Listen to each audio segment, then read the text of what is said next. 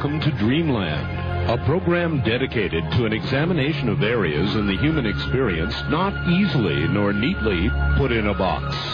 Things seen at the edge of vision, awakening a part of the mind as yet not mapped, and yet things every bit as real as the air we breathe but don't see.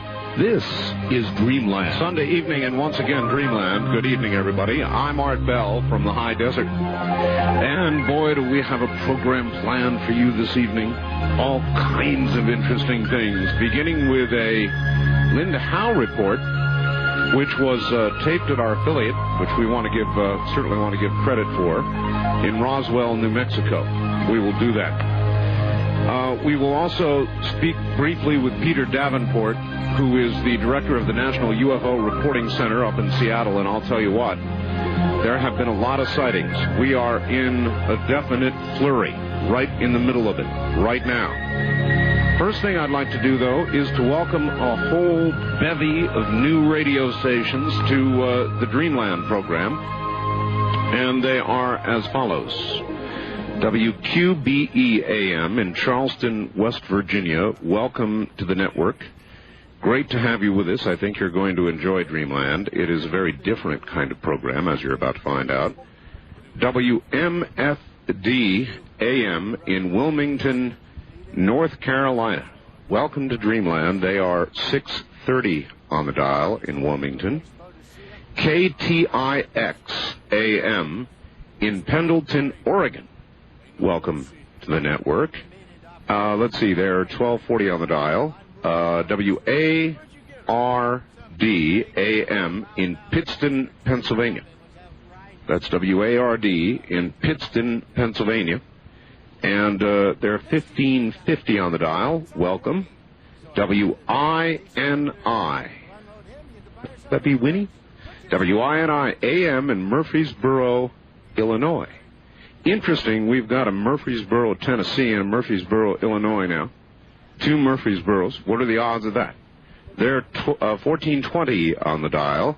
Welcome. I think you're going to enjoy it. This seems like a lot. I know it is. This program is growing very quickly. WLMA-AM in Greenwood, South Carolina. Welcome to Dreamland. For now, a total of 125 affiliates on Dreamland, minus, of course, whatever baseball takes away by its nightly exhibition of boredom, where that preempts us. And so, in just a moment, that was quite a bit, wasn't it? Linda Howe. We all know that and now, as I told you, actually, Linda Howe is right now in the air, flying in the air. But she has gone over to our affiliate, KBIM, in Roswell, New Mexico, and recorded a very, very interesting report for us, so here it is. Hi, Art. I'm in Roswell, New Mexico this 4th of July weekend to participate in the first annual Roswell UFO Encounter.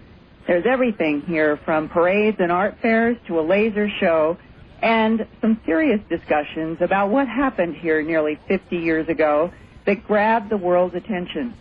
Back in 1947, on July 8th, then Army Air Force bombardier and public information officer Walter Haut delivered an official Roswell Army Air Force press release to the media, which said that a, quote, flying saucer, unquote, had crashed on a ranch northwest of Roswell, New Mexico. And that headline made evening newspapers, including the Chicago Daily News and the Los Angeles Herald Express. But by the next morning headlines, a news story emerged that what fell on that ranch was only a weather balloon, not a flying disc. Today, nearly 50 years later, the issue of a government cover-up still rages. And with me is nuclear physicist Stanton Friedman, who has been investigating this case since 1978. Welcome to Dreamland, Stanton. Glad to be on again, Linda. Well, what is the latest on New Mexico Congressman Stephen Schiff's request for the Government Accounting Office to investigate the Roswell crash and make a report? Well, the rumors for weeks were that yesterday we would get the GAO report finally. Thank goodness was the thought, a year and a half. Now my inside sources tell me it probably won't be ready until August. What's going to be in it, I don't know. Nobody else seems to know. We do know that Congressman Schiff gave specific instructions to the GAO not long ago as to what things they must cover.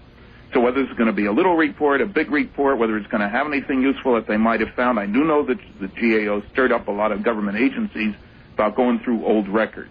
And I know that, for example, out of the blue, I get a letter from the Army Counterintelligence, the Army Freedom of Information Act office, requests that I had made several years ago for counterintelligence corps stuff on UFOs, where I was told that they had nothing.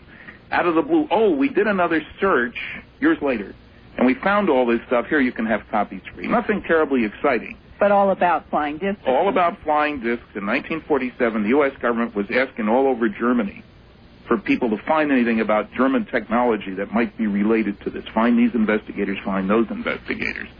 So at least, and I know from talking to the GAO, that they had stirred up the counterintelligence corps people. So who knows how many boxes of good stuff are sitting around in somebody's junkyard, so to speak. And how much we might get that's really serious in this GAO report, and that leads to, could this delay be related to the now very controversial emergence of alleged 16-millimeter film of, quote-unquote, non-human bodies in an autopsy that has been screened at least partly by some people in London in May. There's supposed to be another screening of more footage in August and a release on at least English television sometime in late August. Could this be why this GAO report has been delayed? It certainly could be one of the reasons, because that's gotten an awful lot of attention. Other ones might be that, for example, the rumor is that the Air Force is ready to strike again with another attempted preemptive strike. You remember last September, they came out with that 24-page paper saying it was just mogul balloon. Now, there were so many lies and misrepresentations in that paper, I don't know how they could look themselves in the face. Specific ones, I've done a 27-page paper on it. And it may well be that they're trying to cover all bases with this thing. But the English footage has stirred things up, and there are documentaries being made. There's an enormous amount of junk on the Internet. You know, we have this great contrast. Modern technology is wonderful. I just recently finished a CD-ROM disc, and it's more information than you could put in 5 videos and 10 books. And it's great to have it in one little disc if you've got the equipment to play it. But what's on the Internet is not always truth. No, much of what's on the Internet isn't truth, and I've been the victim of some of these lies. They said I saw the footage. I did meet with the owner, Mr. Santilli, twice in London. I did not see the footage. But we have seen some photos here. Oh, yeah. People have seen chunks of footage. And there are new ones that have been released. Still, they're playing this game beautifully. If you want, of course, in public relations, how to tout something to try to get a lot of money out of it, they played it wonderfully. And the most recent thing was that they were going to show it to 10 senators 2 days ago. Since Senate is in session, it seems very unlikely, and there's no indication that that actually happened. But it could be why this postponement on the GAO report. Maybe someone in Washington is looking at the Santilli film. Yes. But one thing that's clear here, certainly the Air Force attack and some subsequent statements that have been made by others, the government seems still bound and determined to keep their secrets. That was a vicious, strong response from the Air Force. It was in violation of all the rules that the GAO had laid down. The Air Force was supposed to make their stuff available to the GAO. And we hear scuttlebutt from other places that people have been threatened. One witness that I had talked to years ago said he can't talk. He got phone calls. After the release of the Santilli film? No, just before that. But after the release of last fall's Air Force thing. About Project Mogul being the answer to what was first reported as the crash of a flying saucer. Yeah, and the Mogul explanation doesn't hold up, and people who look at the cases know that it doesn't hold up. Now, one hope, and it's the kind of thing that could happen as a result of this festival down here, is that new witnesses will finally come forward. Hearing that so many other people are talking, why shouldn't they? One of the things that worries me, of course, is that could mean that new phony witnesses come forth. Just as the police have people who phonily confess to crimes. So how to sort this out when you don't have a budget becomes very difficult. And if the government is perpetuating yet a second lie over the first lie, it raises an even bigger question.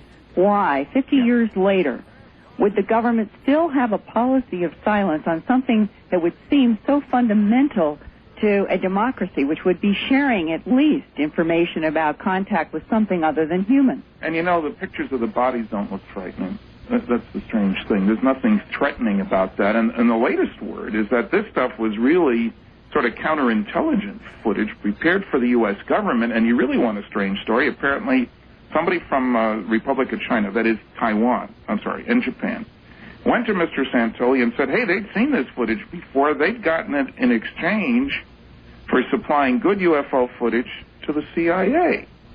And along with this is the word that maybe this was prepared many years ago as a backup, just in case something happened or the story broke, that they could put out this garbage. And once it was exposed, that would kill the whole thing, just like the Hitler Diaries. It was a terrible disaster for the media, and they kept their hands off that stuff. I, too, have received some information from an alleged inside government source who has warned me, saying, be careful of this film, not denying that there was a crash, not denying that there were bodies in a disc, but to be careful about the current emergence of film, and that what may follow in the next year or two may be an emergence of really more accurate, more valid information. And this may be a test of public waters right now. And I think what we all have to do is stand back and watch. And over the next few weeks on Dreamland, depending upon what kind of report comes from the GAO and any other sources, we'll be reporting on Dreamland, and we'll be coming back to you, Stanton, for the latest and the updates. I'll look forward to it. Thanks. And Art, Walter Hott told me that he's going to keep doing these UFO encounters here at least through July 1997, the 50th year after this alleged crash of a flying saucer. And between now and then, let's hope that finally we're going to see real photographs, real film, and maybe finally an admission by the United States government about something that did happen on that ranch outside of Corona near Roswell in July of 1947 that will finally begin to crack open this whole big issue. If we're not alone in the universe, what is out there and why is it interacting with our planet? All right, well, I'm not holding my breath on that, but I am wanting to thank again our affiliate, KBIM in Roswell, and Linda Howe for her report. Stanton Friedman, of course, is a nuclear physicist, very much involved in the whole study of UFOs. So that was a good interview. Coming up in just one moment is the director of the National UFO Reporting Center, Peter Davenport, up in Seattle. And believe me, there's a lot going on. He's going to tell us about it. Following that, Elaine Stevens, who has written a brand new book that I think you're going to find fascinating. We're going to be talking about people who have lived before. How many of you out there think you may have lived before? We'll talk to Elaine about that. She'll up to Seattle now. And let's say good evening, Peter Davenport. Hi. Good evening, Art. How are you? Fine. Very well indeed. Delightful to be back, and it's always a privilege to be on Dreamland.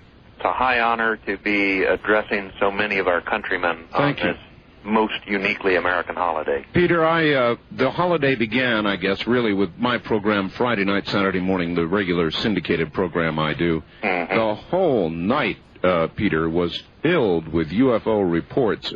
Something's going on out there. There is something going on. The hotline in Seattle has been so busy over the last 4 months that when I was preparing for this program, Art, I almost didn't know where to begin, which cluster of sightings to start reporting. But what I'd like to do is just comment on the few words we just heard from Stan Friedman and Linda Howe, if I could. Absolutely. They're both going to be in Seattle next weekend for the annual MUFON, Mutual UFO Network International Symposium.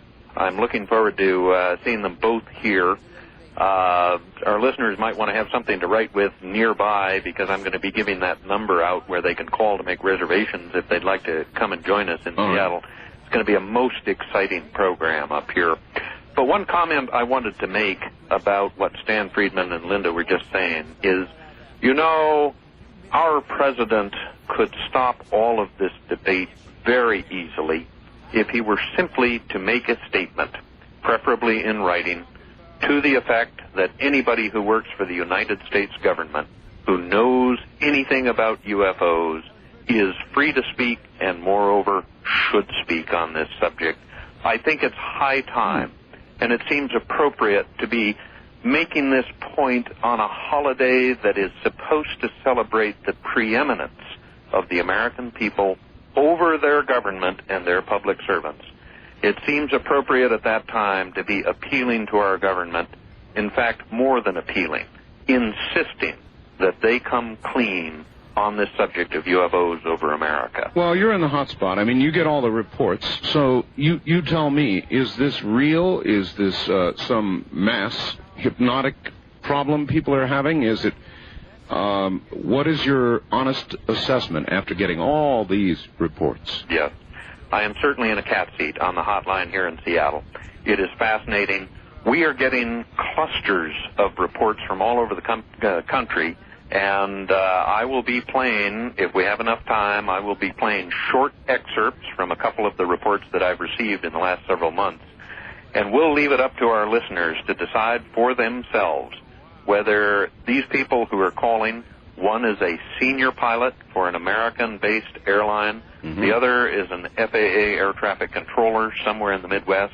I'll be playing brief 30-second or 60-second vignettes from what they had to say regarding what they saw, and our listeners can decide for themselves. All right, we've only got about a minute. What's the hottest thing that's happened lately?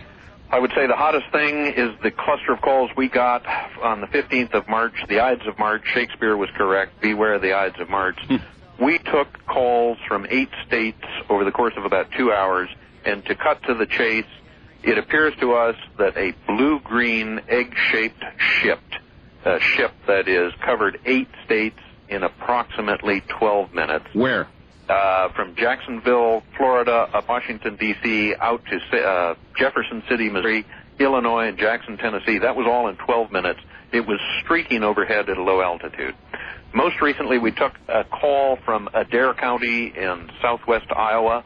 2 young gentlemen were chasing up to 12 lights that were seen to land on farmland. The next day, we took calls from Cameron, Missouri, specifically from the police out there. They had a sighting that was so bizarre that an emergency response team. All right, I actually, that one I want to hear about. All right, hold on. Stay right where you are. Peter Davenport will be right back to you. Packing a lot into tonight's Dreamland. Listen, a very special issue of our newsletter is coming out. If you don't order it by midnight tonight, you won't get it. The number is 1-800-917-4278.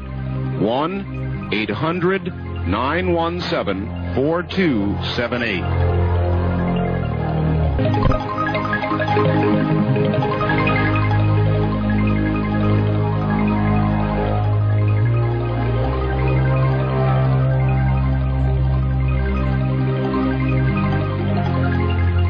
From the Kingdom of Nye, you're hearing Dreamland with Art Bell.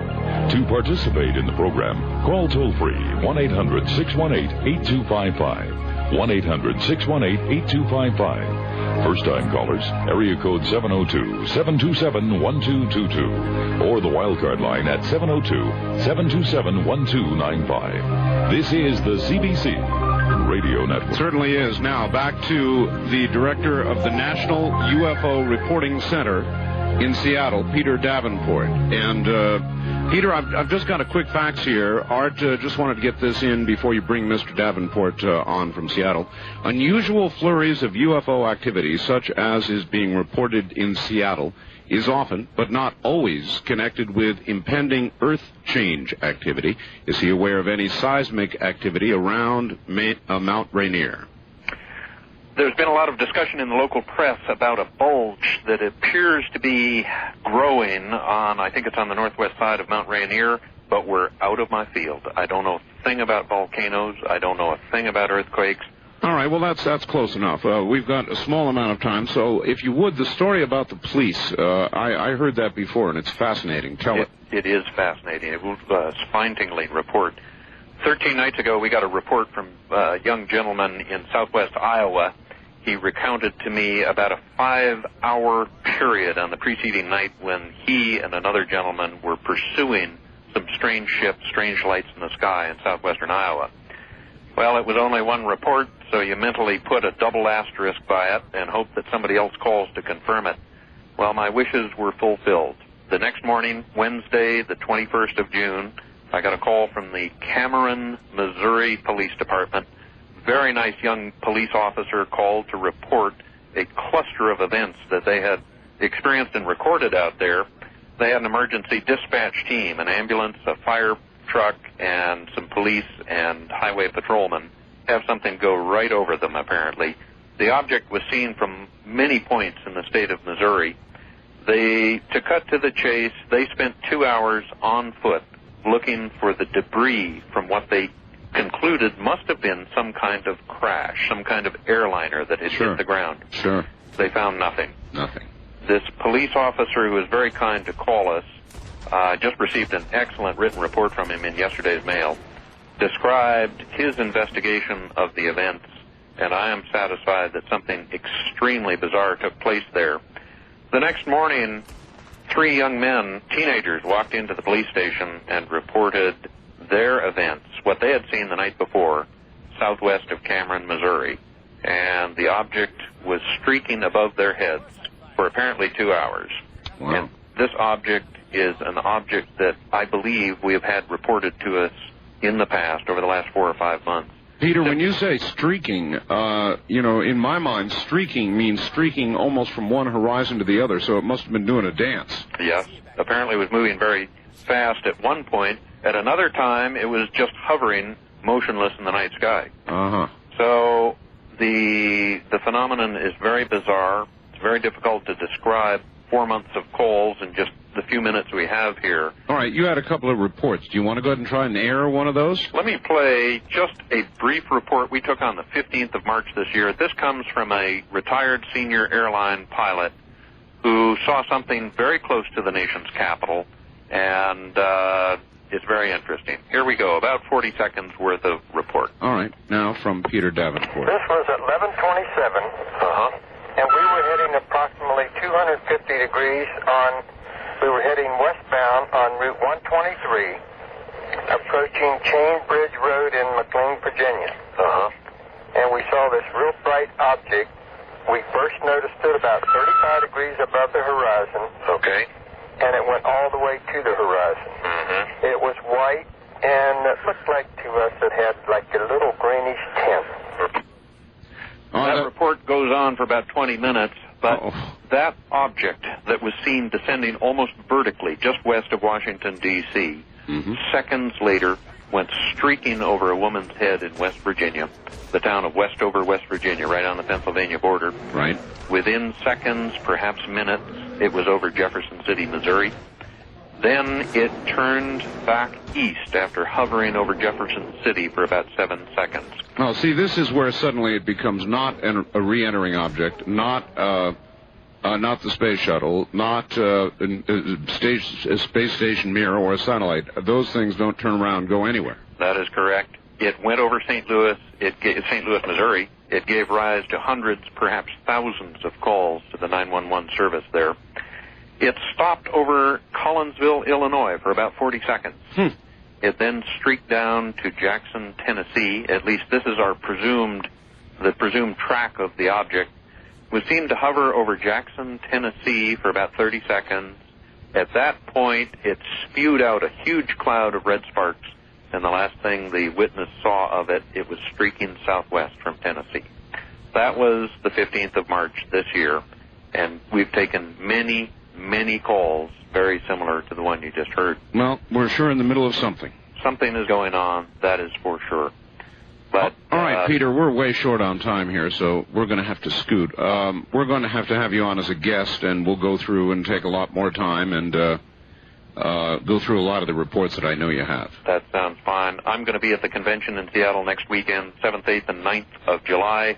People would like to come and join us. It's a very exciting program. Telephone number to call in Seattle is 488-3805. That's 488-3805. And thanks very much, Art. Thank you, Peter. Peter Davenport. And he's the National Director of the UFO Reporting Center there. And I'm telling you, folks, we're really going through it right now. All right, moving on. Hypnotherapist Elaine Stevens, author her book, Whispers of the Mind. She's given seminars, presentations at adult education facilities, the University of Nevada, Texas Women's University, Truckee Meadows Community College, Southwest Hypnosis Convention, a teacher of self-hypnosis, there we go, for health and learning, endorsed by Dr. Brian Weiss, author and psychiatrist. So, now to Elaine Stevens, and I believe that Elaine is in Reno, Nevada. Is that correct, Elaine? That's correct. Welcome to the program. Well, thank you very much. Thank you for having me. Elaine, first of all, you may want to comment before we get into anything else on some of what you've heard here at the beginning of the program. We appear to be going through a real flurry of UFO activity in the country right now. Which is very interesting to me. A lot of the people that I have worked with in hypnosis, in either doing a past life regression session with them, in one instance I was doing what I call a hair of self session, where the person was seeking guidance from within themselves. And in many, many cases, people will spontaneously remember contact that they've had, either earlier in this life or, strangely enough, even in past lives. All right. Well, I'm really curious about that. How do you bump into that? In other words, I assume that normally when you do hypnotherapy, you're doing it for rather mundane reasons, you know, to help them quit smoking or to lose weight or something like that happens. Right. How do you suddenly either bump into somebody's past life or, even more interestingly, some sort of contact with ETs? Well, what happens is I work at very deep intuitive levels with people and teach self-hypnosis and guide clients into memories of past lives, specifically on purpose, to help them understand the present. Oh, so in other words, you're aware of it and using it, as some of my other guests have, as therapy, past life mistakes for current life improvement. Exactly. And then, but when the UFO things come up, that's something I had a practice in Houston, Texas for 8 years before I moved to Nevada. And for the first 8 years of my practice, I did not encounter even one case, which was very interesting to me. Do you think that's because you didn't try, or you weren't aware, or you weren't digging for a past life, or why would there not have been? No, I was doing a lot of past life regression, but nothing had come up around UFOs. I see. Well, I'm even interested, very interested, Elaine, in how you fell into the discovery of the whole past life phenomenon. Did it happen one day suddenly with a patient, or did you read about it in a book and try it yourself, or what happened? Well, the first time I ever used hypnosis was for childbirth. I have a son, Michael, and he was born with hypnosis as the anesthetic, so that was my introduction to the tool of hypnosis. And then many years later, probably when he was about 10, I read a book. And the book talked about remembering past lives while in hypnosis. And I was absolutely incredibly blown away and thought, woo, not only can you have a baby, you can remember a past life. This is what I want to study. Well, let me understand what hypnosis is. I recall the Lamaze, is it the Lamaze method? I think it's what they call it, the breathing and the concentration. Right. Is that a form of hypnosis? Well, it is, yes. Anytime that you focus your concentration on your breathing, on a candle flame, when you're working with a hypnotherapist, on the sound of their voice, you're altering your brainwave pattern. Right now, we're both in beta consciousness, very conscious and alert. But if we began to relax our physical body without any direction from anyone, what will automatically happen is that you slow down that cycle per second brainwave activity and drift into what's known as an alpha state. And that's simply a state of relaxation. Many straight driving manuals caution, beware of road hypnosis. That's true. Yeah. That's true. And so it's really just sort of a concentration exercise. Is that in a correct? state of relaxation. A simple thing we experience going to sleep and awakening. We go through all those brainwave patterns. It's a natural, inherent ability that everyone on the planet has command of. All right. Well, I still want to... I've never really properly understood hypnosis. I've read a couple of books on it, and I've watched these people up on stage, you know, the... Oh, yes, I love them. Do you? Is that a different or greater level or deeper level of hypnosis than the kind of concentration exercise we just talked about? Well, what it is, a stage hypnotist is really a very skilled hypnotist. And what they do is they can, they'll ask for volunteers. Have you ever been to a show and seen a stage hypnotist? I have, yes, Generally, they ask for volunteers from the audience. Maybe 30 people will go up on stage. And they can talk with them, and they can talk in what's known as sort of a voice role, and they can be sort of suggesting things and just seeing how suggestible those people are. There are very quick things you can do to determine someone's suggestibility level. You could ask everyone to stand with their hands out in front of them, walk down the row, push on their hands. Those who offered the least resistance would be the most suggestible. And you would eliminate any people in a stage show who were not extremely suggestible. They say that about 10% of the population has the ability to achieve what's known as a somnambulistic level state. That's a very deep level of hypnosis, and it's from that state that suggestions given by a stage hypnotist are acted upon. So in other words, out of 30, they find several really good candidates. Really good subjects, and that's who they do their show with. I've got you. So then it is the people themselves that are able to go into a deeper state rather than the ability of the hypnotherapist to take everybody to that same deep state. Yeah, you can't take everyone to that state. And what's happening, it's a demonstration, really, of the incredible power of the human mind. All right, how would you characterize somebody who, in effect, can't be hypnotized, Elaine? Is that person... do they simply have a very strong will or the inability to concentrate and relax? How do you characterize them? Would you characterize them as a strong person or an obstinate person or what? I would characterize them as someone who is afraid of losing control. I never hypnotize anyone without first fully explaining the process and what my role is in it, and having them be very, very aware of the fact that they are in control. And I even give a suggestion on all the hypnosis tapes I create in every session I do, that if you're uncomfortable for any reason, you'll simply open your eyes and be wide awake. And that suggestion can be followed by a person should they choose, to bring themselves out of hypnosis. Fascinating. All right, hold tight just a moment. We'll be right back to you. A couple of more questions about hypnosis, things I've always wanted to know, and then we'll get into the past life business. That's really something. Stay right there. North American GMX. Back now to Elaine. I can't remember the name of the movie, Elaine, but there have been a lot of movies about a mind control, making people do things they don't want to do. Now, you said somebody doesn't want to be hypnotized or they're uncomfortable. They just open their eyes. But could a skilled hypnotherapist convince somebody, for example, I'm going to give you an example, that somebody on this earth is such an evil person. This person is virtually a modern-day Hitler. This person is evil incarnate and must die. And could you, through a series of sessions, convince a person of that, finally depositing with them some sort of post-hypnotic suggestion to kill that person?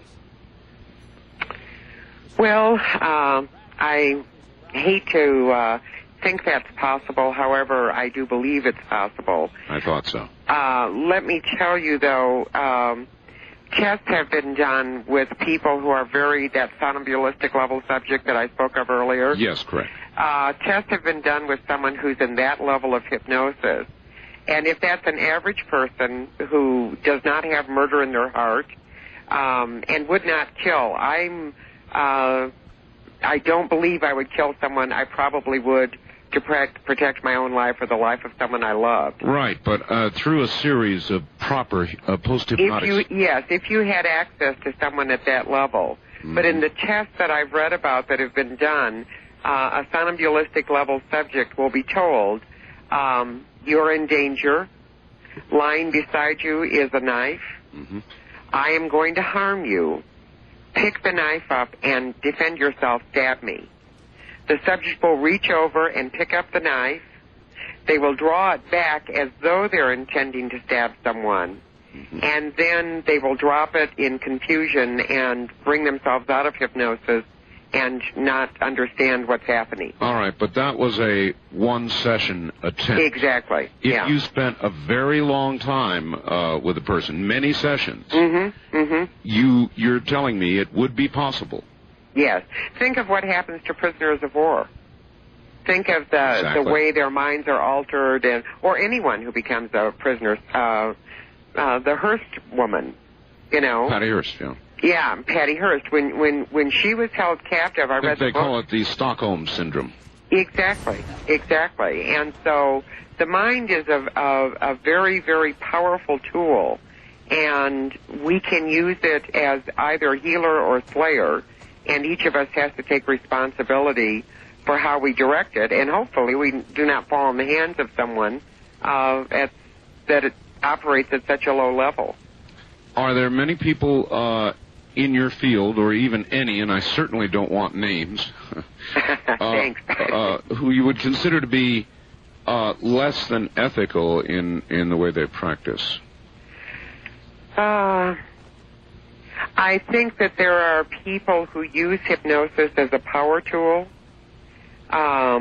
who do not really communicate accurately how the tool works and does not explain to their client or subject that it is the subject's mind that is being worked with techniques that the hypnotist knows. And any changes that are affected, if you go to a hypnotist to stop smoking, the hypnotist, it can't lock you in a closet and keep you there to keep you from smoking. The suggestions are planted in your mind, and you then act on those suggestions. So I think probably the thing that I see... But that really does come down to making somebody do something they don't really want to do. But that's just the trick. You can't make someone do something. Like if you came to me and said, I want to stop smoking. Well, I do smoke, and I'd love to stop. And, okay. Or, I say that, I mouth that, but really, I love really my cigarettes. Yeah. I really don't. And so you could hypnotize me till the cows come home. And no change would be affected. Well, then what are you really doing? Because unless I've made up my mind that I really want to quit when I come to you, you can't get me to quit. That's true, but I've worked... I don't mean to be so rough on you here, but... Well, no, that's okay. I worked with a woman one time, a woman that was lying in a hospital bed, and she had one foot amputated, and the other foot was nixed. And she was a smoker, and her physician said, you have got to stop, because that creates a problem with the blood flow. Right. It constricts veins. I know. And she, even with that motivation, I mean, we're talking about a woman with one foot missing and another about to be chopped off. Still she smoked. And still she smoked. Mm-hmm. I went into my daughter happened to be a patient in the hospital at the time also. And she said to her, oh, my mom can help you. And I went in, of course, to see my child, and she said, Mama, this woman's having a problem. They're going to cut it and blow. And I said, if you would like, I would be happy to bring my equipment to the hospital. All right, Elaine, and do a session. We've got to hold this story right there. We're okay. At a break point. Stay right there. Elaine. And now, back to Elaine Stevens. Elaine, are you there? Good. I'm here. All right, good.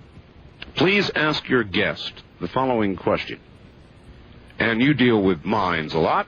Yes. Would the revelation that beings exist from any other place in the universe shatter the foundations of human society here and now? In other words, religious people would be thrown into a tizzy, the entire structure of the human belief system into chaos. How would people handle it? Well, I think that we're far more flexible than we're given credit for.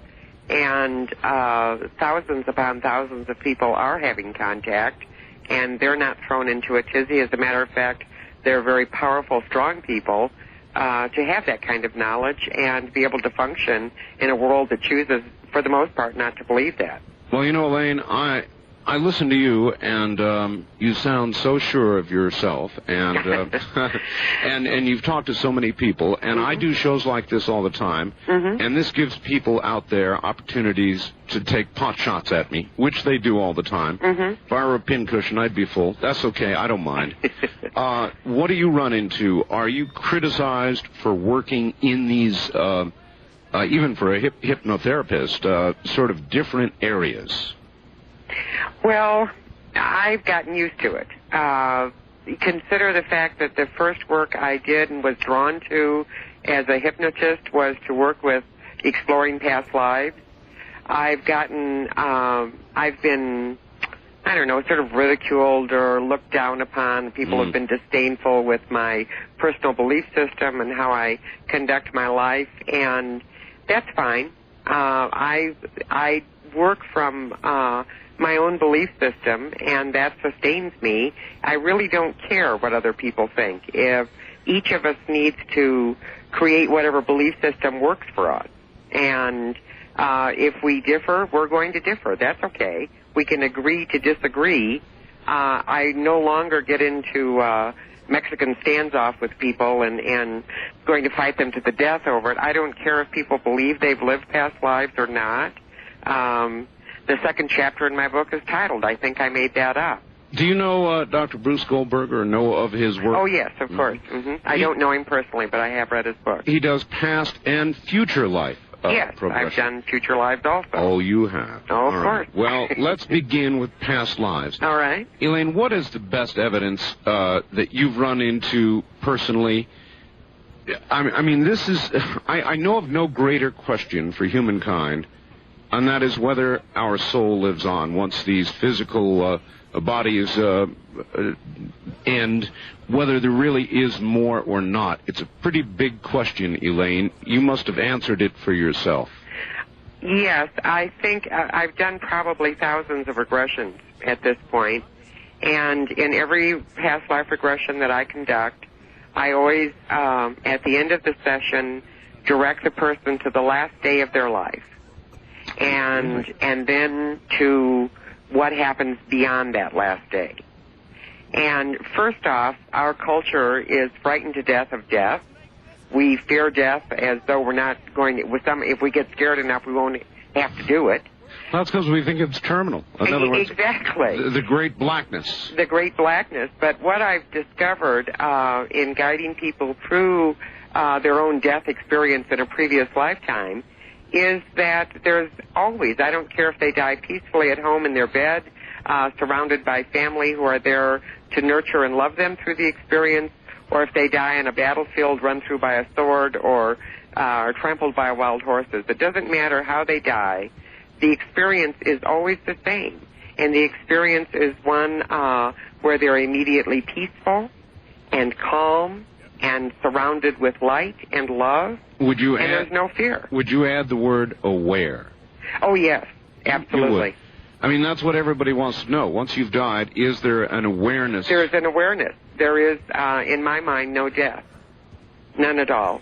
I had a friend, a very close friend, who died several years ago, and I went down and spent time with him the last month before he died.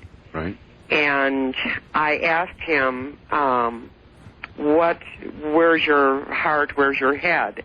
I feel badly that I have my life, and it's obviously going to continue for a while longer than yours. I don't know why you're leaving now, but how do you feel? And he said, my greatest fear is that it will be like when you leave a room and you turn off a light switch. Yeah. It's light, and then it's dark, there will be nothing. Yeah. And I just said, oh, wow, I don't know how I can convince you at this point or what words I can give you, but I can promise you, I have guided thousands of people through their death, and that is not what will happen. You have lived your life with tremendous love and caring, and you will be greeted with that same caring the moment breath ceases in your body. I know that. As best you know, Elaine, what does happen when you die? When that final breath leaves your body, what happens to you?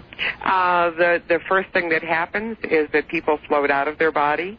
They generally are floating near the ceiling of the room. They look down at their body. My first question is, how do you feel now? Peaceful. It's okay. Yeah. So it doesn't, and I just, aren't I going to be surprised when I die if in fact that's not what happened? But no, you won't, because it'll be like throwing a switch off, Elaine, so you'll never be up there I'll be saying... sitting there in the black. You'll never be saying, gee, I screwed that one up. But it gives me comfort while I live. All right, I like really hard questions. Okay. And here's one for you, Elaine. All right. You may have seen a piece on 60 Minutes not very long ago. Actually, there's two I want to refer to. All right. Because they both got to me. One was of a lady who had an aneurysm in her brain. Yes. The aneurysm, did you see it? No, I didn't. Okay, the aneurysm was, a big bulbous thing in her brain. Right. And the doctors determined that to operate on her would burst it, and she would die. So it was inoperable. Except they have this amazing new procedure where they reduce the temperature of your body, and they did in her case, drained all of the blood, I said all of the blood from her body. Ooh. She went flat line, no brain waves, no heartbeat, no air into the lungs, nothing, for about 40 minutes. Ooh. About 40 minutes. Now, the reason they did that is, once they drained the blood from her body, there was no more blood pressure. Hence, the aneurysm collapsed, and they were then able to excise it and sew her up. But the interesting part, Elaine, is that for 40 minutes she was flat line. They warmed up her blood, and they put it back in her body, and as they did, with no additional revival techniques, paddles or any of that. Right. All her signs came back. Her brainwaves began once again. Her heart beat, and she was breathing. She was back alive. As a matter of fact, she's cured. Now, she's not the only one that they have done this to. And my question is, for those 40 minutes, where was she? I hope out of that body. I will assume out of that body. And perhaps I would love to talk with her. I would love to know. I would love to do hypnosis with her and see what, in fact, if we could find out what she was doing during that 40 minutes, and perhaps she experienced what a great many people study and write about now called near-death experiences. Yes. And that's an incredible life-changing experience of its own. The story certainly makes you applaud science and the things we can do to help people now. The story also makes me think we must have incredible assistance from many levels that we cannot even imagine to be able to do such a thing with someone. Yes. All right, again, you, as a practice, take people into past lives in order to help them with current lives. Yes. You said earlier that it doesn't matter how somebody died, whether it was peacefully in bed without pain or whether some horrible accident happened to them. What about ghosts, Elaine? Entities that appear to be still here on Earth for one reason or another, and generally when the death has been violent, or there's been some great trauma, even unfulfilled love, something really emotionally important at the moment of this violent death, they seem to remain. Now, is there anything to that, or would you just say, I don't believe in ghosts? Oh, no. I would say I live in Virginia City, Nevada. There is a famous ghost up near you. Lots and lots of famous ghosts. I live in a house that was built in the 1800s, and I don't think I live alone. I think that what happens at a soul level is that if there's a trauma at the time of death, or as you say, if there is a longing for a person or a place, yes, I think that at a soul level, that person is trapped at the earth plane level. One of the things that happened to me when I first began to become more intuitive. So in other words, Elaine, there are exceptions to what you said earlier. Not everybody has a peaceful transition, apparently, or at least it doesn't sound like to me if you're stuck down here with pain rattling behind. But I think that I think that you can do work with a ghost, and you can direct them to the light, to a higher level of consciousness. Really? Oh, yes. And a great deal of work like that is done. Have you ever seen... I'll tell you what. Let's hold that question. We'll be right back to Elaine Stevens, and we're sort of off track right now, but it is a very interesting track. And we'll be taking telephone calls shortly. Stay right where you are. Here's something that's really affected my life, and not just mine, but my wife's too. My wife has asthma, and trust me on this, our home is a different place since we turned on the Alpine system. Elaine, before the bottom of the hour, what's the best actual evidence? In other words, have you ever asked anybody about a past life? Once you get into it and you're talking to somebody or about getting memories of somebody who lived in a prior life, there ought to be things you can nail down. Descriptions of places or things that Elaine can then go investigate and say, well, yes, my God, it's true. Yeah. When I first started doing past life regressions, Art, I spent more time at the library than I did in my office. I would do regressions, and I would think, how in heaven's name could they know that, or is that accurate? And I would run off to the library, and I would get the encyclopedias or whatever reference sort of books I needed. I bet. And the dates would be correct. The things that had happened would be correct. I would think that's not how people dressed then. I would get books about costume and dress in different time periods. It would be totally accurate. But the real clue, there's another clue that's more important than historical data, and that's the feelings that people experience. A truly meaningful past life regression is not a historical account. It is a deeply moving, emotional experience, a memory of another time when we have lived and experienced things at many levels.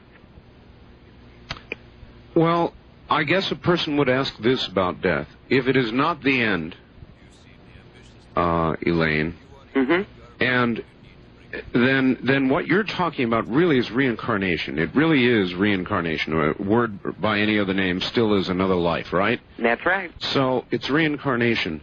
And if you don't carry with you from one lifetime to another the consciousness that you enjoyed in the prior lifetime, then in a sense, you're not continuing. Oh, but I think all of the gifts we have, I think that each of us has something special and shiny and bright about ourselves. Yes. And that something special and shiny and bright is something we do well, an ability to communicate or be loving in the world. Those abilities have been honed and learned through many lives. But, Elaine, that's more like a genetic memory than it is a consciousness. On that note, we've got a break here at the bottom of the hour. And we will come back to that point because I think it's a pretty important one. If you're concerned about a continuation of consciousness, at least... I guess that's a bit better than the switch in the off position. We'll be right back.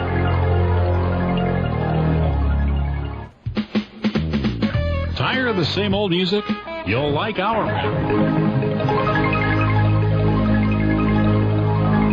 This hour of Art Bell was recorded for rebroadcast at this time. Please do not call. From the Kingdom of Nye, you're hearing Dreamland with Art Bell. To participate in the program, call toll-free 1-800-618-8255. 1-800-618-8255. First-time callers, area code 702-727-1222. Or the wildcard line at 702-727-1295. This is the CBC Radio Network. Yes, it is. Dave in Chula Vista just sent me a fax and said, I just stated that my newsletter is $29.95 a month. If I did, he goes on, inflation really has arrived. It's not. If I said that, that's wrong. It's $29.95 a year, and it comes to you every month. That's what I meant to say. Just $29.95 a year. And the reason I'm emphasizing, hitting it so hard today, is the deadline is midnight tonight to get the one ordered that'll get you the new color. We've got this great issue coming out. You really ought not miss it. The number to call is a year, $29.95 a year. The number to call for the Art Bell After Dark newsletter before midnight, please, is 1-800-917-4278. 1-800-917-4278. Now, pycnogenals, what are they? They're antioxidants. That's believable. Yeah, and they're not on this planet. Oh. Which kind of frightens me, I think. Did we really destroy it? By 2300. Uh-huh. Now, you say many are not on this planet. But, and then the other question is this just a possibility that's afforded to people at that point? I talk to people like, you probably heard Gordon Michael Scallion. Oh, of course. And Mr. Scallion suggests that there are many possible futures, and that he will see them, one brighter many times than another. Mm-hmm. Is that true of the individual life course as well? I think so. I think many, many years ago, when I first started exploring all of these questions, I was reading the Seth material. And one of the books called, I believe it was The Unknown Reality by Jane Roberts, and it was part of the Seth material, part of that series of books. Yes. One of those books spoke of possible realities and people being shown, if you stay on this course at this moment that you are on, this is a possible outplay of that. This is what will become of you. Yes. If you change consciousness and choose to make some choices in how you live and how you conduct your life, this is the outplay. All right. People like Mr. Scallion do a more collective job on it. They say, if humanity continues on its present course, these incredible earth changes will occur. And it leads me to have to ask you, have you taken anybody into a future life who has seen or hinted at these earth changes? No. I think that right at the moment that we live at right now is a critical point in the history of life on this planet. Oh, I agree with that. And I think that consciousness can be changed and raised, and the future can, in fact, change. I think that, obviously, you don't have to read very much or watch the news but maybe one night a week and come to the conclusion that we're on some sort of self-destruct course here. Yes. So then, why is the answer to my previous question no? In other words, I would have thought, given our present course, unless you're telling us you know for sure there's going to be a change, there is disaster ahead of one sort or another, social or earth changes or economic or whatever. And so why have you not found a hint of this from those people, those future lives you've looked at? Well, I have never directed a group to a time before like 2300. And because you have to consider that while we are part of the mass of men, we are part of a collective consciousness, if you will, we are also individuals. And okay, but at 2300, you see a very controlled life. But you do see a life, and you said you see not all of those future lives at all on this planet. Yes. With more of them gone than here? It's hard to tell sometimes exactly where they are. The technology is so incredibly advanced. The capabilities that have been developed are so advanced. And some of them are here. It's very, very different than what we can even conceive of now. You can give me a typical description. I mean, when you get somebody on and you get them into a future life, and let's say they're in 2300, what is the kind of thing they would say to you? I see the following, or what would they say? They have before them very often a control. You know how we have computers now that can do amazing things? Yes. I can't even work a quarter or an eighth or a teeny part of what's on my computer. Yes. But people seem to have these incredible control systems in front of them that operate a screen, and they can access knowledge or information. They can make changes to their environment. There's a tremendous capability there seemingly at the fingertips of the individual. So in other words, you're talking to people that are saying they are in control of their own environment and they have machines to do that. Interesting. Hold on, Elaine. Very, very interesting. And a bit of a different a possible future, at least in the year 2300. What a fascinating course. We'll be right back. Our guest is Elaine Stevens. She's author of Whispers of the Mind. And we're talking about past and future lives and a lot of related phenomena. And so we'll get right back to her and take a couple of calls. Elaine, are you there? I'm here. All right. Well, here they come. East of the Rockies, you're on the air with Elaine Stevens. Where are you calling from, please? Oh, Oklahoma. Welcome to the show. Thank you. Assuming that we all have had past lives, then I would also have to assume that we have probably all done really horrific things, and we have probably had terribly horrible and frightening things done to us, like being murdered and things like that. My question then is, why would anybody want to go into a past life regression? All right. So it's a good question. In other words, why are you doing it, Elaine? Well, I do it because I think that we are extremely complex beings, and it gives us a greater understanding of all of the facets of who we are. People do not remember horrific and horrible things unless perhaps they're having that affect their life now. If you have a fear, say, of water, it may be that you have drowned in a past life. Let's take an example. Let's say I did drown in my past life. Horrible way to die. Right. And very traumatic, and it's somehow affecting me in this life. When you take me into that past life and make me relive that moment of drowning, how do you help me? What happens is I number one, can't make you relive it. You will only relive or remember what I want to. Yeah, what you can handle. All right, how will that help me? It'll help you because knowledge is always power. And once you have that memory at a conscious level, it's only what we don't know of that controls us with fear. But once something is conscious, the fear is diffused, and somehow magically, and I wish I could tell you exactly how it works, but I can assure you that once you have the memory at a conscious level, you can deal fear with it. Is gone. You can suddenly deal with it. Deal with that does make sense. Yeah. West of the Rockies, you're on the air with Elaine Stevens. Where are you calling from, please? Honolulu, Hawaii. Welcome to the show. Hey, how's it going, Art? Okay, Elaine, I got a question for you. Okay. Okay, is it possible through hypnotherapy to revive latent psychic powers such as levitation or some things along those lines? Ooh, that's a good one.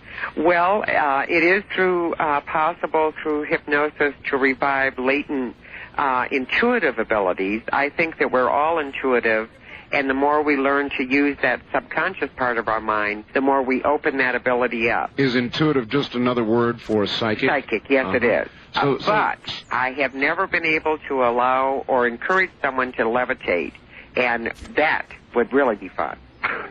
It sure would. Caller, thank you. That was a very, very good question, and I've got one to follow it up. Elaine, before the top of the hour here, the ability to levitate, psychic abilities to, you know, this business about remote viewing and all the rest of it. These kinds of powers, do you believe, Elaine, that these powers are latent in us and, in fact, are becoming less with modern industrialized society, or that these powers are developing now, as we continue by our standards, a very slow process of evolution? In other words, are they coming or going? Oh, I think they're coming. We live in a very technologically oriented world, and we have removed ourselves from that aspect of our being. And with awareness and consciousness, we can remember. That's another gift of remembering a past life, is you can remember skills and abilities. Yeah, but why? It seems to me we're masking them. You mentioned your computer. Oh, we do. Yeah, you mentioned your computer. I mean, when you're involved, as I am, in so much information and computers and things that are keeping your mind going, you're not in an intuitive mood. No, you're not. But that's one of the values of hypnosis, is to provide ourselves, to gift ourselves with that opportunity on a daily basis. Oh, now that makes sense. If we do that, what happens, a direct result is, number one, our stress level goes down. Right. We can handle this glut of information we swim in a sea of. And secondly, we begin to remember who we truly are. And we, I believe, are first and foremost spiritual beings.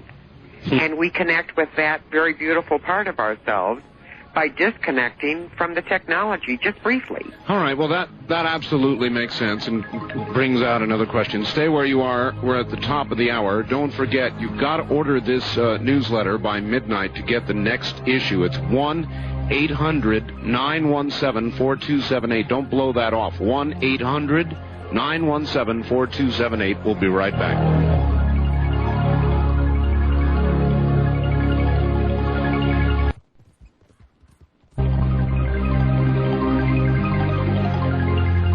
Kingdom of Nye. We continue with your calls on Dreamland with Art Bell. Call Art now toll-free at 1-800-618-8255. 1-800-618-TALK. First-time callers, area code 702-727-1222. 702-727-1222. Or the wildcard line at area code 702-727-1295. 727-1295 in the 702 area code.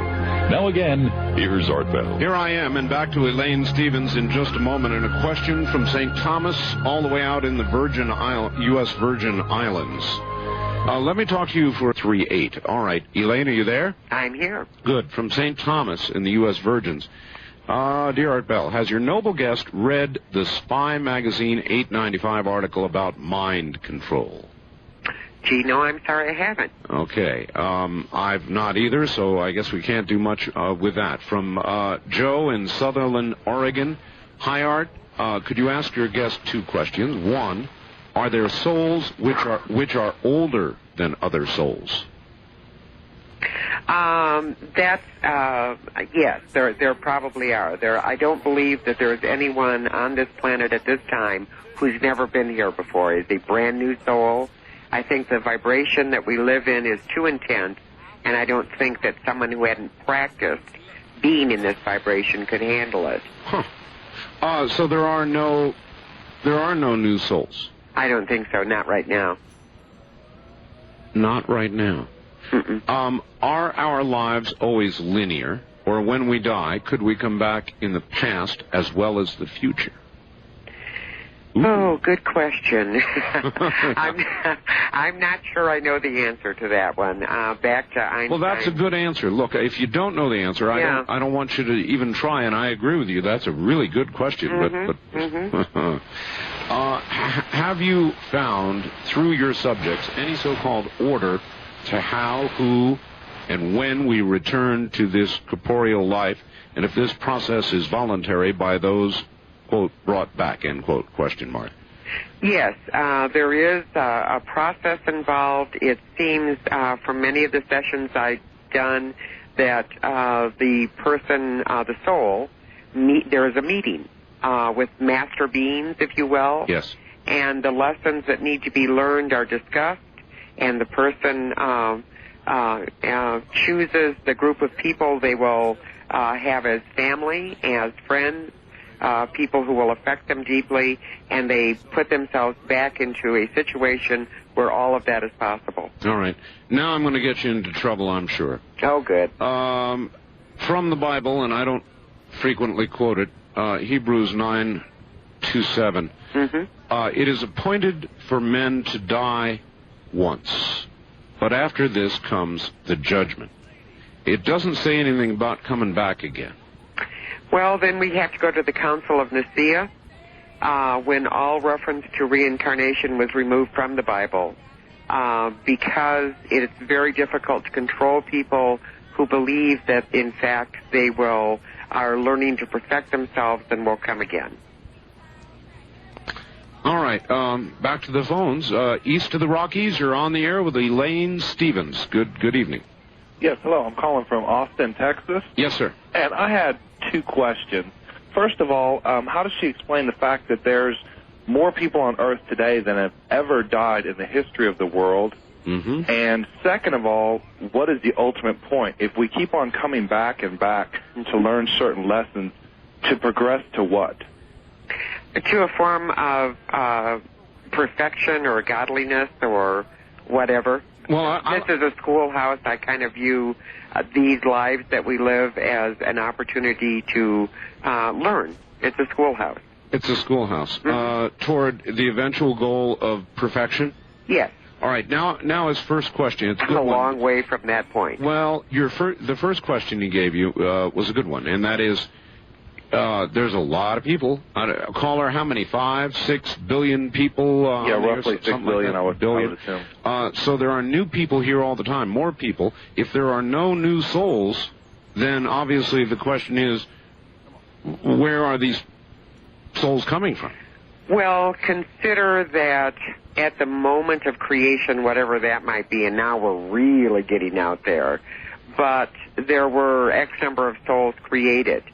We have the history of the world as we know it based on what we know now. That's true. But we don't really have the whole history of the world.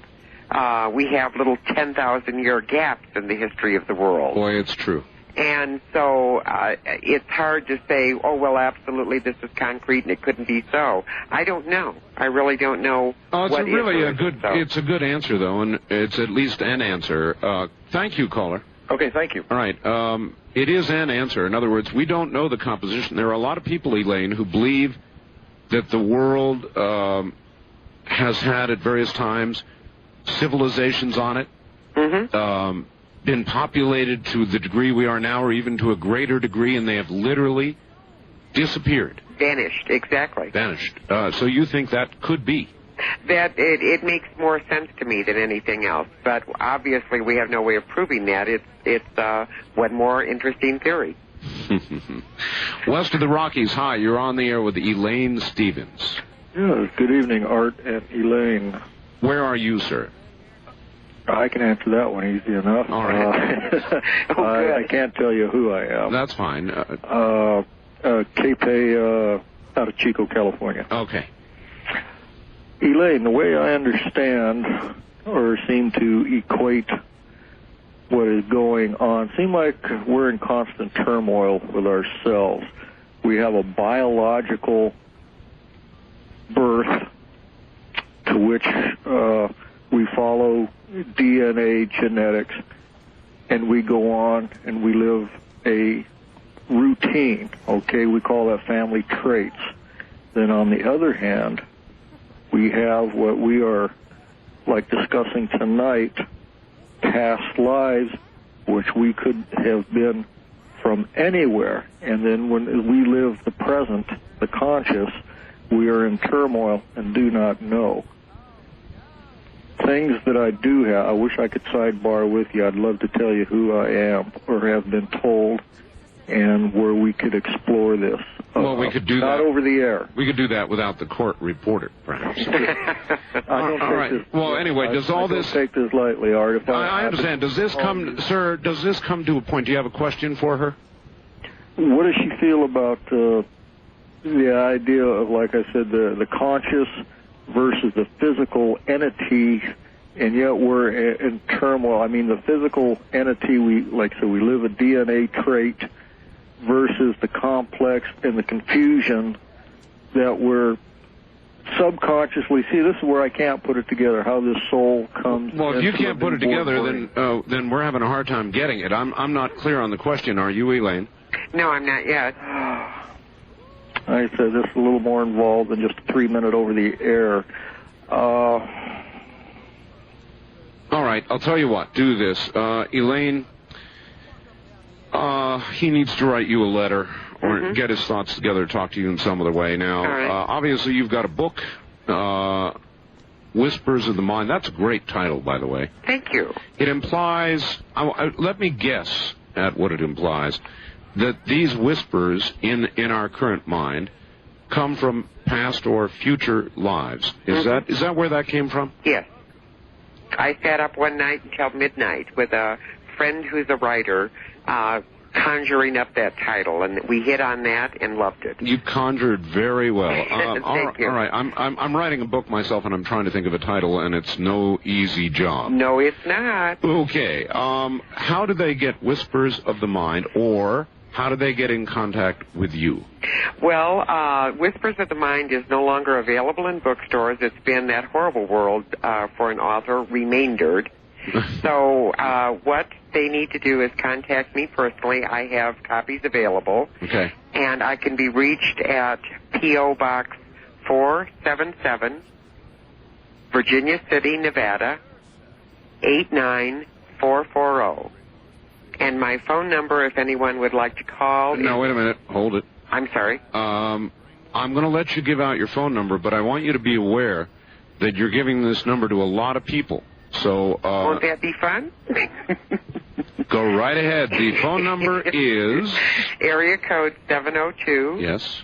322... 5788.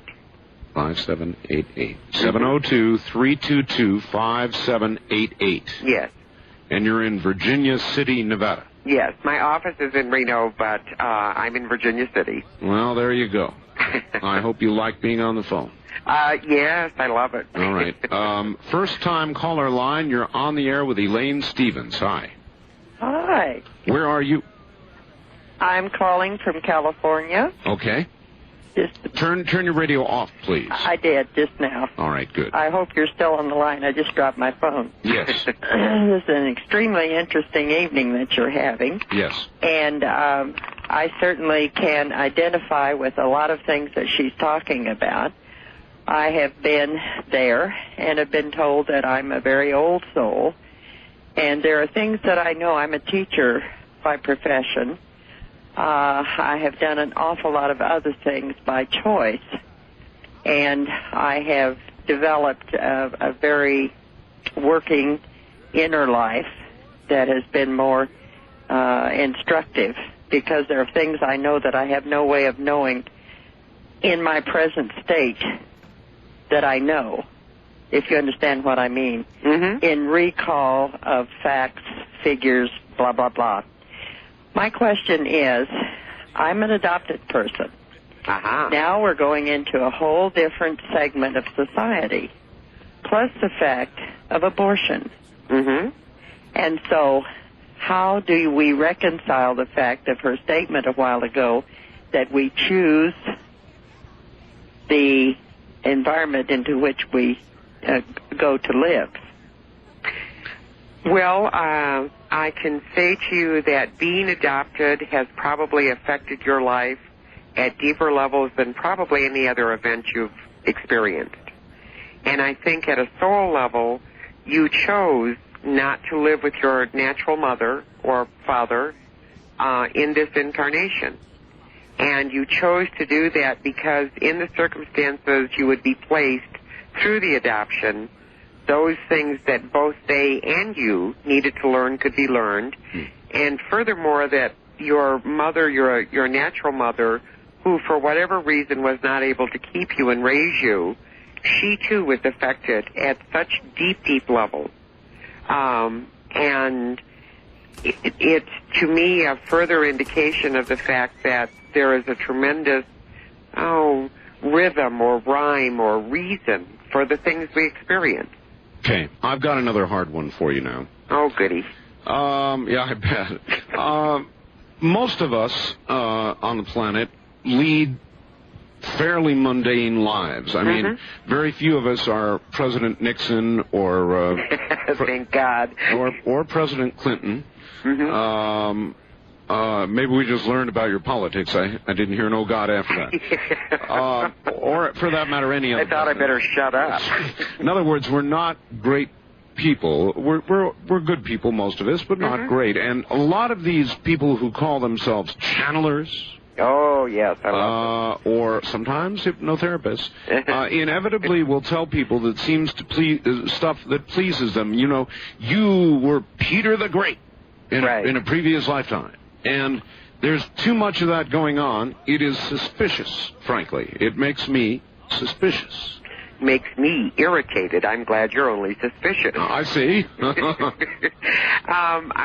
Well, once again, my feeling is one of our little problems as humans is that we have wonderful egos.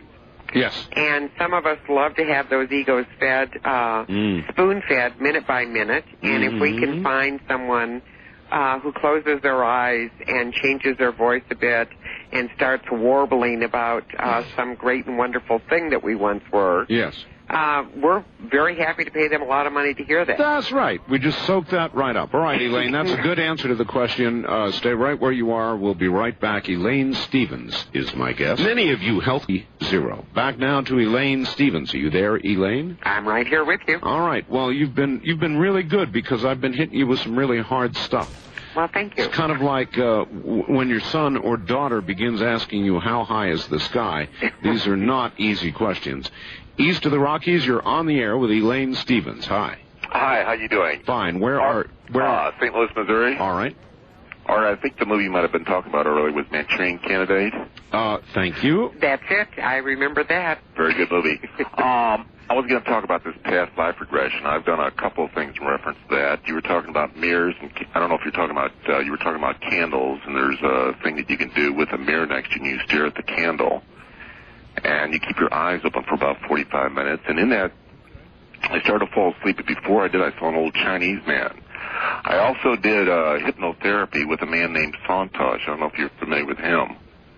And in that, I saw myself as an African chief. Now, the strange thing with many wives, and the strange thing about that, I went to Bombay about a year later, and I saw a man by the name of what he's called a shadow reader, and what he is, he's a direct descendant of Bhrigu, who lived at the time of Krishna, and what he does is he measures your shadow, and in that he saw that my past 2 lives, I was an African chief with 300 wives and 400 wives. You know, here we go. Now, see, this is a perfect example of what I was just talking about. An African chief, not one of the tribe, but the chief with 300 wives. Yes. Now, to me, this sounds more like fantasy than it does a real past life. Could I say one thing, though, Art? Yeah, sure. I had seen this a year before when I was out in California, and I went to a man in Bombay, and I'd never said anything to this man before. He was a Hindu. Yeah. And he said exactly the same thing. That was the interesting part of it. Oh, that is interesting. You're and right. of all the past lives, who would ever think of anything like that? Yeah, well, you're absolutely right. I have one question for you about this life. Are you married? I used to be married. Used to be married. All right.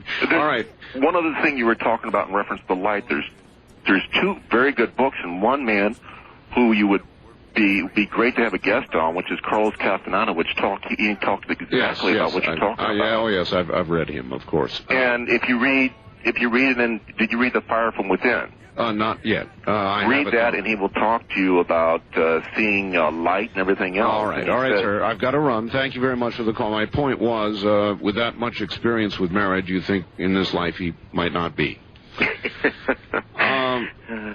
So is that not an example? I mean, an African chief with 300 wives.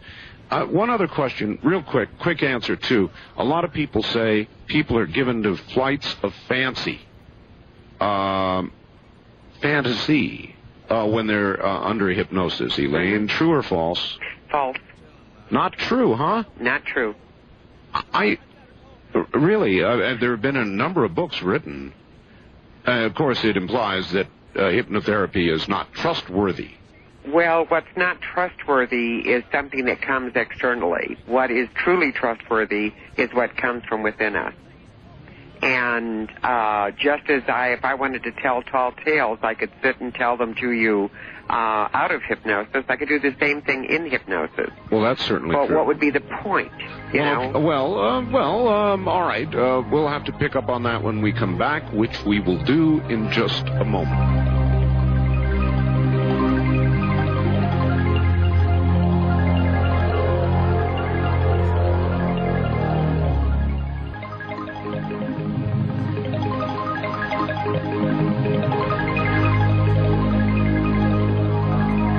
This hour of Art Bell was recorded for rebroadcast at this time. Please do not call.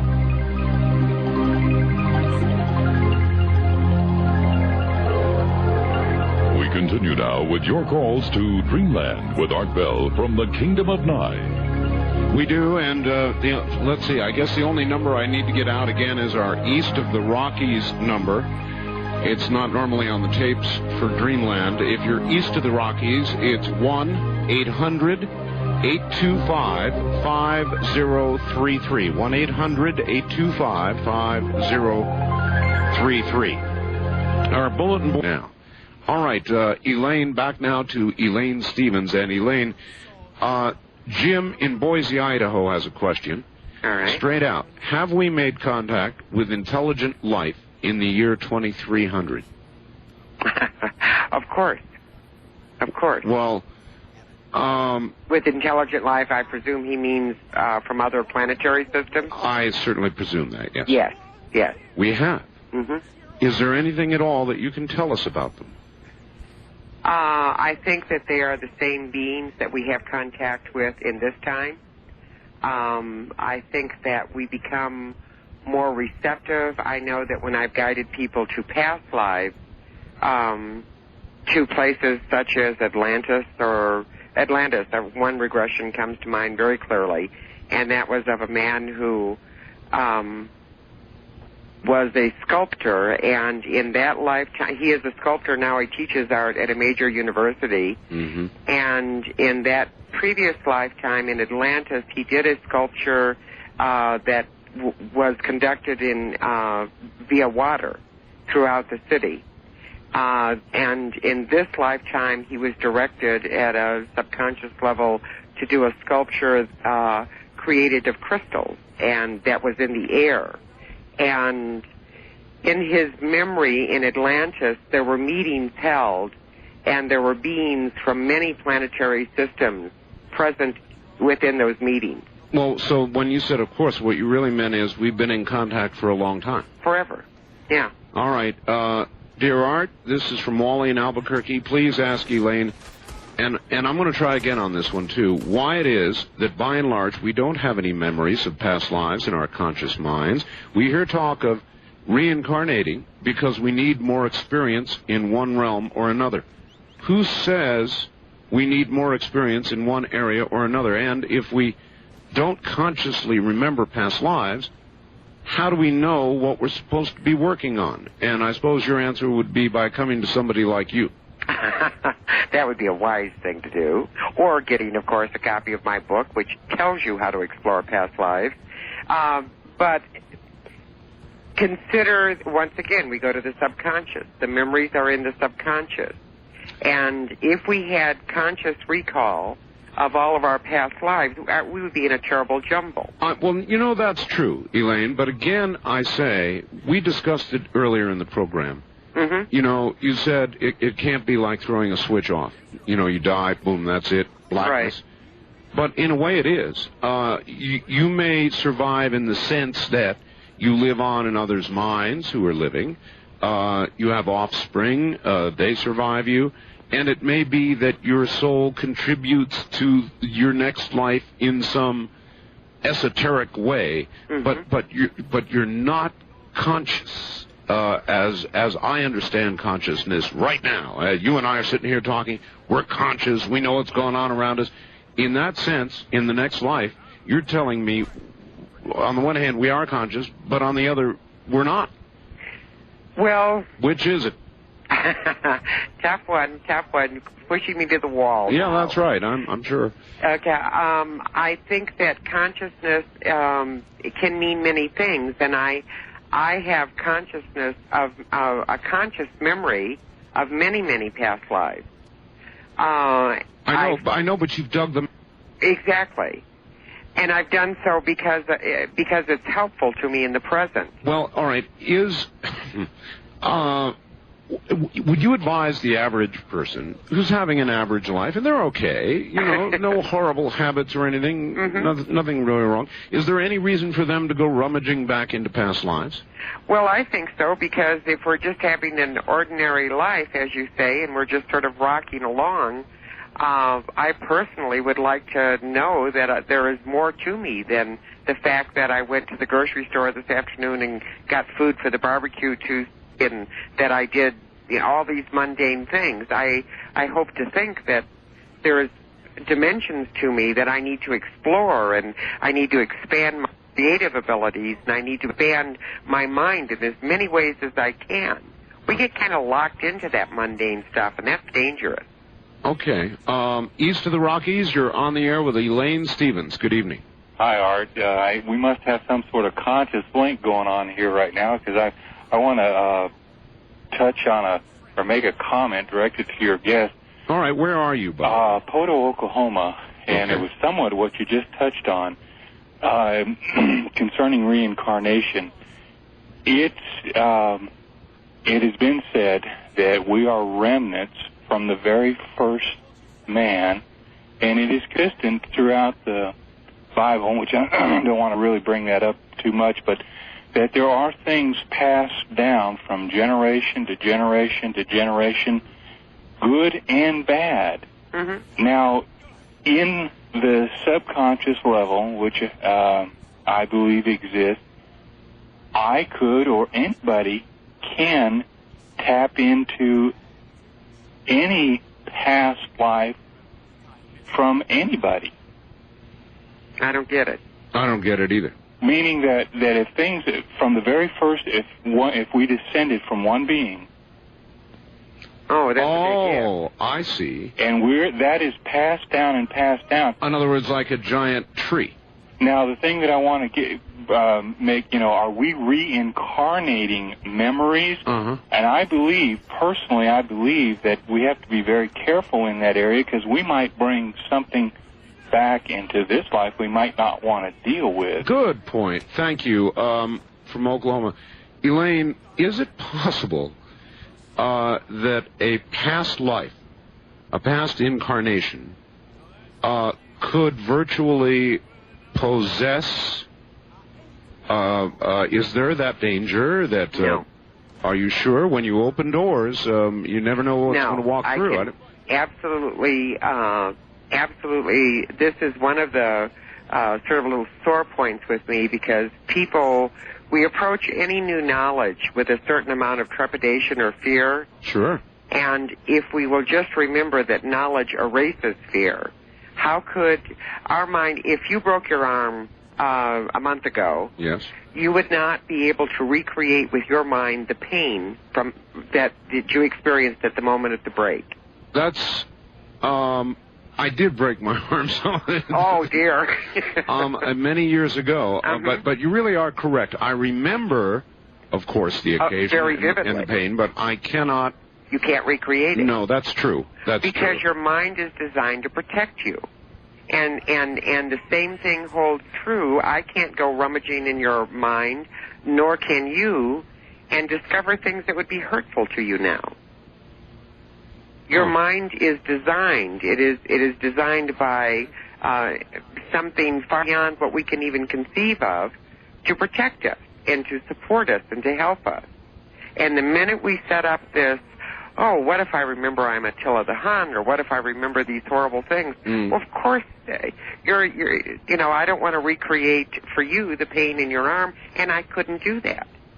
I couldn't do that as a hypnotist. Though, it's interesting. I've seen hypnotherapists depicted on television, and maybe they do a bad job on hypnotherapists just the way they do on so many other things, but they do make people recreate that moment and feel it, just as if they were there once again.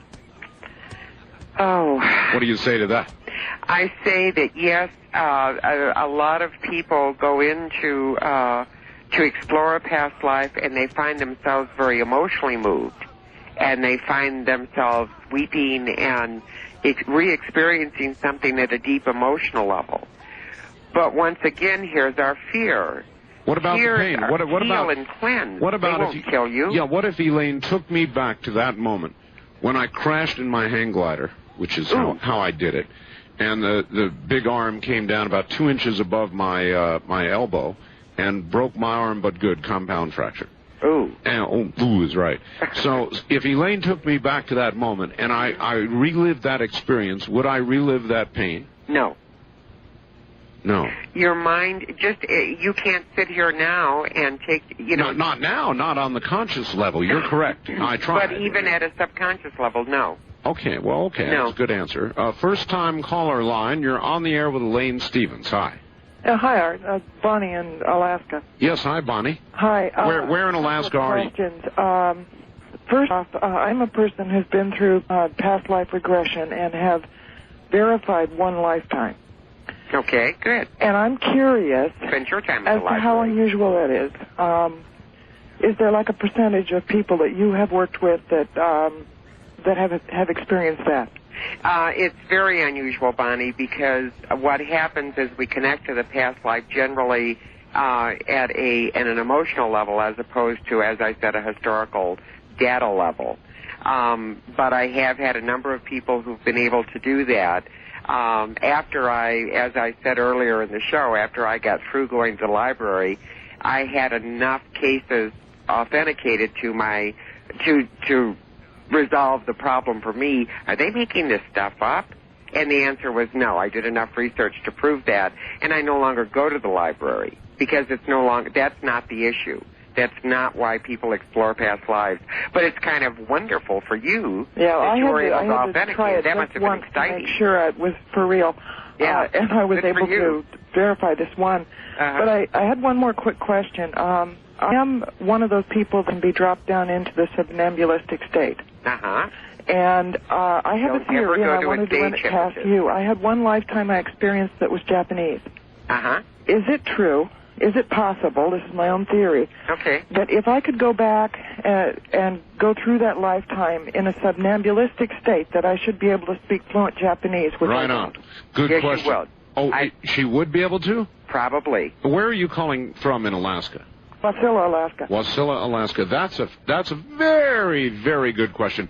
Have you ever observed that ability? Yes, I've had people lapse into German was the language that my client lapsed into, and I would repeatedly throughout the session needed to say to him, "Please speak in English. I do not understand German."